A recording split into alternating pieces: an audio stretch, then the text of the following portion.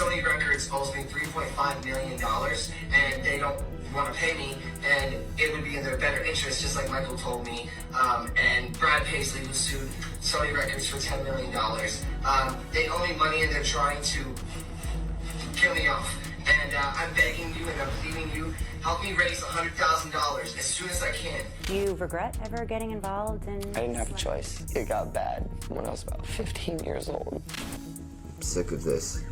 Sick of these people. I'm sick of these haters and jealous people in real life too. And when all I did was protect that girl. And I don't want to hear from none of these Jewish talk about, oh, he's in an episode. Harley Pasnick followed me to the hotel. They killed Aaron Carter, and now they acting like they won't clear the Backstreet Boys sample.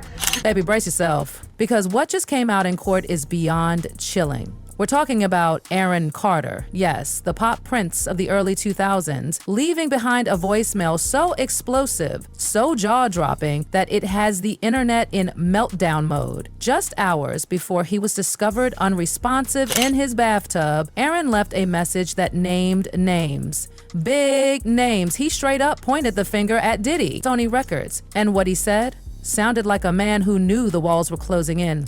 This wasn't your average paranoid rant. This was a warning, one that fans have been screaming about for months, maybe even years, but no one took seriously.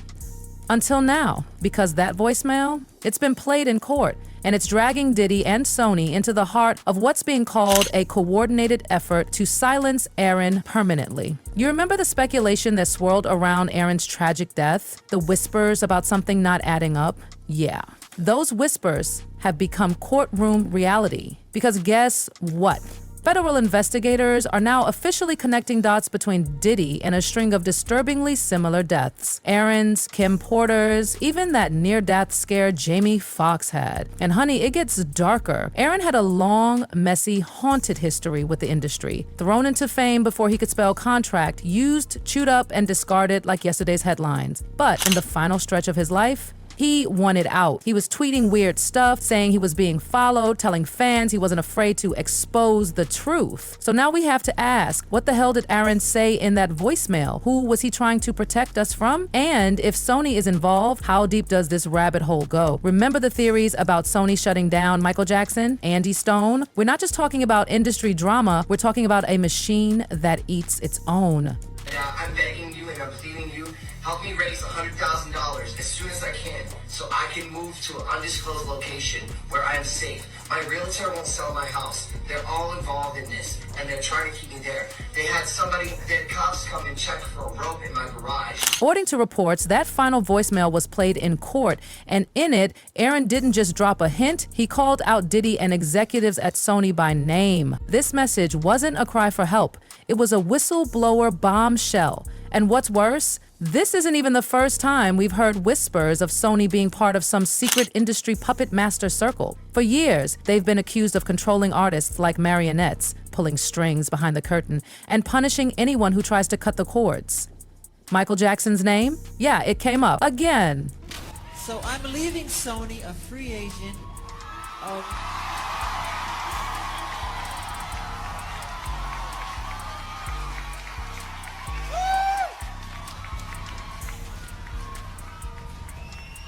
owning half of Sony. I own half of Sony's publishing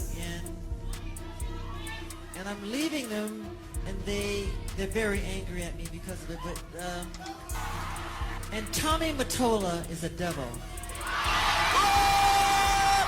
We have to continue our drive until he's terminated.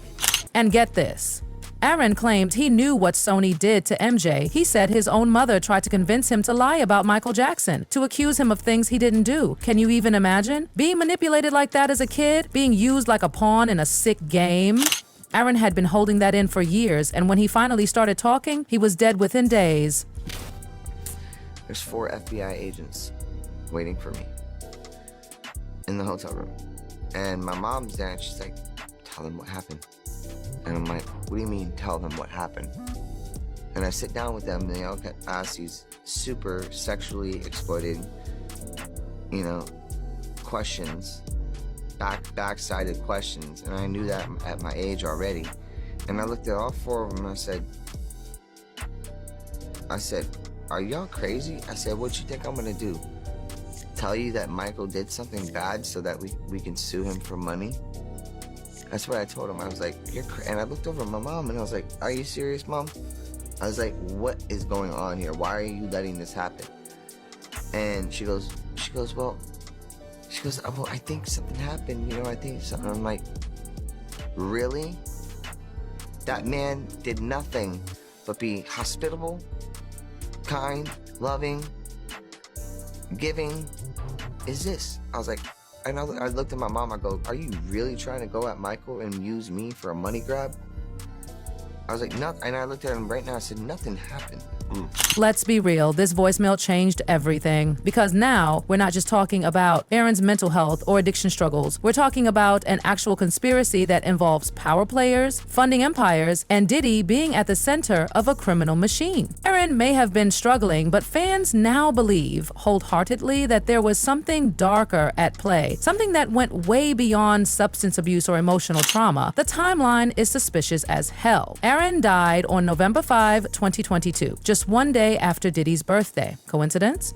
Fans don't think so. He was found unresponsive at home and declared dead on the scene. Initial reports made it seem like another tragic overdose. But over time, weird details started coming out. His body was found by a housekeeper, but the cause of death, not released. And it stayed that way for months. The autopsy was done right away, but no conclusions were shared. Why? Because the LA County coroner waited 5 months to finalize the toxicology results. When they finally did, they said it was accidental drowning from Xanax and compressed gas. Really? After everything Aaron had been saying online, people weren't buying it. Sure, Aaron had been public about his addiction. He went to rehab. He struggled with food issues, body shaming, and mental health. But this just didn't fit.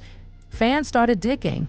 I have a stress condition. It's an eating disorder. How would you feel every 2 seconds seeing a tweet? You have AIDS. Go die. Oh, look at this meth head. Oh, meth kills. Crack kills. Look at my teeth. Right? Yeah. Look at my teeth. Look at my face. I'm not a meth head. I've never touched it in my life. It's body shaming. It is the toughest thing to deal with. I get Voluma fillers, okay, to fill up my face. Because you've lost so much weight that it's sunk in. No, it's just how I'm built. And when they did, they found videos. Ben's videos Aaron had posted just days before he died, and they were scary. He said he didn't feel safe. He said people were watching him. He said he feared for his life. And suddenly, what looked like a tragic accident started feeling like something planned. 9 days ago, Aaron Carter had this to say. I'm afraid for my life. Anybody else have neighbors from hell, or am I the only one too? They don't deserve an explanation, sweetheart. None of them do. No, they don't, and that's why I'm just moving. So, my property is completely secluded. These neighbors have been the scariest, worst people. I was threatened by them, by a gang. Let's talk about the neighbors, Anthony and Amanda Schvelp, both medically trained, both within earshot of the 911 call. They rushed to help, but when they arrived, the house sitter, yes, the woman who was supposed to be taking care of Aaron, locked the door. She refused to let them in. Amanda, who is a registered nurse, had her defibrillator bag with her and was ready to act.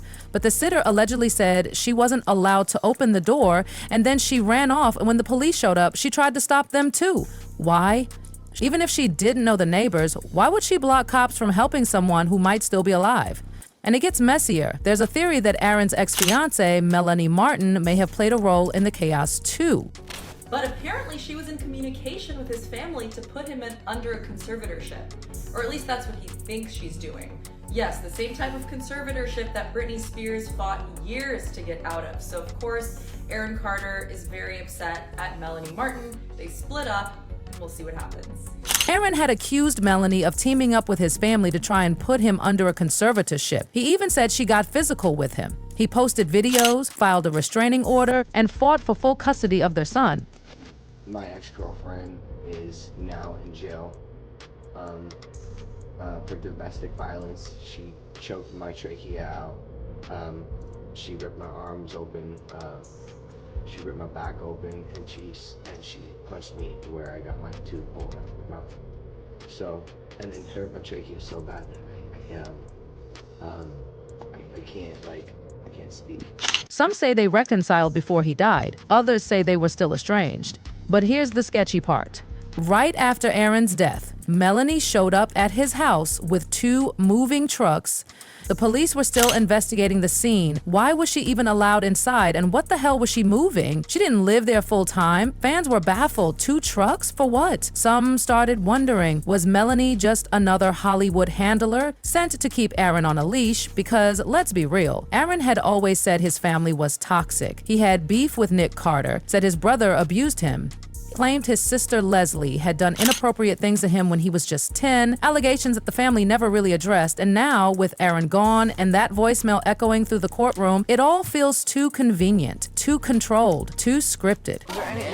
No, respect me. I'm gonna go to sleep at 12 o'clock. Then go to sleep at 12. But please no music. You say this every night. Yeah, but let me tell you something real quick. You're gonna turn the music down and respect me, Hey, all right? spit in my face, all right? dog. Don't all spit right? in my face, all right? man. You're gonna respect Don't me. spit in my You're gonna face. respect me. Don't spit in my You're gonna face, respect me. Nick. You're gonna Don't respect spit me. in my face. You're gonna I'm respect sick of me. you doing this to me. You're gonna Stop respect it. me. Stop it. You're gonna respect me. Stop it. What are you doing? You're gonna respect. What is wrong with you? What is wrong with you? You're gonna respect my Get house. out of my room. What are you doing? News sources are even saying that Hollywood elites, the same ones allegedly covering for Diddy for years, may have had a hand in Aaron's death. Because Aaron was ready to drop names. He was prepping to expose the industry's dirtiest secrets.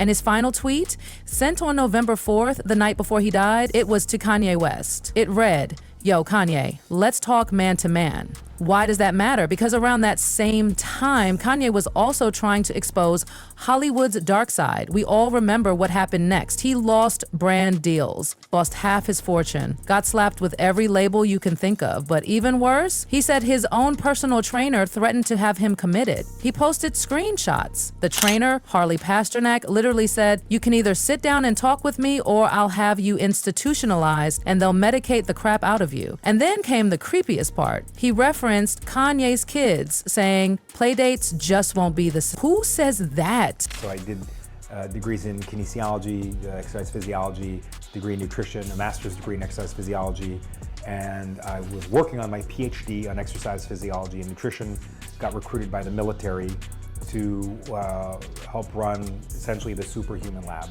this laboratory called the Defense and Civil Institute of Environmental Medicine. And the area that I was interested in was how drugs and food affect muscular performance.